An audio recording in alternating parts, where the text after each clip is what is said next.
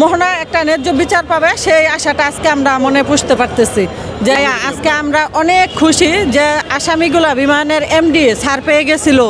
হয়তো অর্থের কারণে হোক, যে কোনো কারণে, চাপের কারণেই হোক, তাদেরকে ফার্স্টে 3 জন আসামিকে রিমান্ড দেওয়া হয় না, 4র্থ জনকে দেওয়া হয়েছিল। তার জন্য আমরা খুবই দুঃখিত ছিলাম।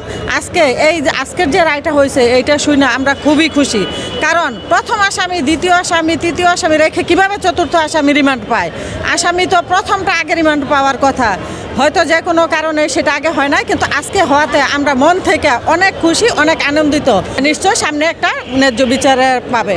এই যে একজন মোহনা কাজের মেয়ের জন্য আপনারাও এই যে দীর্ঘক্ষণ ধরে আদালতে, আমরা আজকে সকাল সেই 8টা থেকে ভাইয়া এইখানে আছি। আমাদের বোন মোহনা গৃহকর্মী, সে গৃহকর্মী একটা পরিচয়, আরেকটা পরিচয় সে এদেশেরই একটা সন্তান, আমাদেরই সন্তান। আজকে তার এই বিচার, সঠিক বিচার আজকে যে রিমান্ড দিছে, সেই কারণে আমরা অনেক খুশি, অনেক আনন্দিত। আমরা চাই এভাবে এই বিচারের কাজ পরিচালিত হোক সঠিক নিয়মে, এবং কোনো দোষী যেন ছাড় না পায়, ন্যায্য বিচার হোক। আমরা এইটাই আশা করি, এবং খুব দ্রুত যেন বিচার কাজটা সম্পন্ন হয়। যে মাহারা মোহনাকে দিয়েছিল একটু সুখের জন্য, জি, এই মোহনা মাহারা ছিল তার একটু খাবারের জন্য, একটু শান্তির জন্য তার বাবা একজন গৃহকর্মীর কাজে দিছে। কিন্তু কাজটা কিন্তু প্রথমে গৃহকর্মী ছিল না, তাকে আনা হয়েছিল বাচ্চা দেখাশোনার করার কাজে।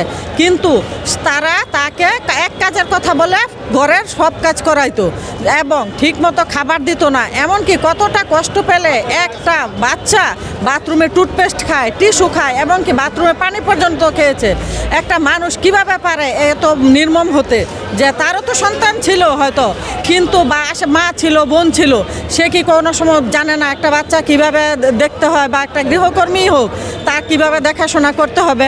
এটা কি তার মন থেকে একবারও মায়া কাজ করে নাই? একটা সন্তানকে কিভাবে এত বড় কষ্ট দিতে পারে?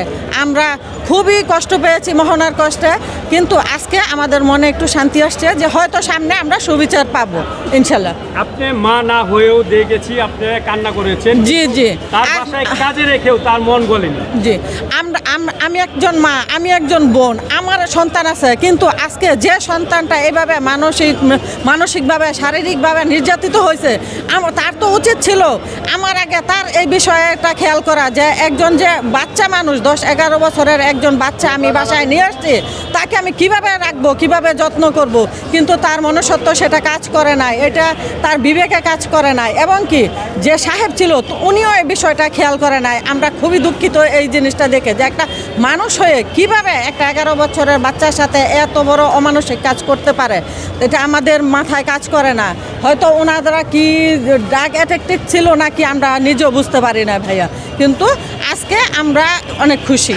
এই মোহনার বিচার দেখে কি অন্যরা শিক্ষা নিবে? অবশ্যই আমরা চাই মোহনার যে অন্যায়কারী যারা, ওই মোহনার বিচারের সাথে যারা সংযুক্ত, সবার এমন শাস্তি হোক যেন বাংলাদেশের প্রতিটা মানুষ, দেশ বিদেশ সবাই যেন ভয়ে আতঙ্কে ওঠে, যে আরেকটা গৃহকর্মী আনবো বা একটা বাচ্চার সাথে আমি যে অমানসিক কাজ করব, আমার সাথেও সেই বিচারটাই হবে। এবং 10 বার যেন চিন্তা করে আমি একটা বাচ্চার সাথে অমানসিক কাজ করব, সেই অমানসিক কাজটা দেশের আইন আমার জন্য রেখে দিয়েছে, আমার জন্য হবে সেই আইনের প্রয়োগ। ইনশাল্লাহ এটাই যেন বাংলাদেশ সরকার করে, এই দাবি জানাচ্ছি আমরা।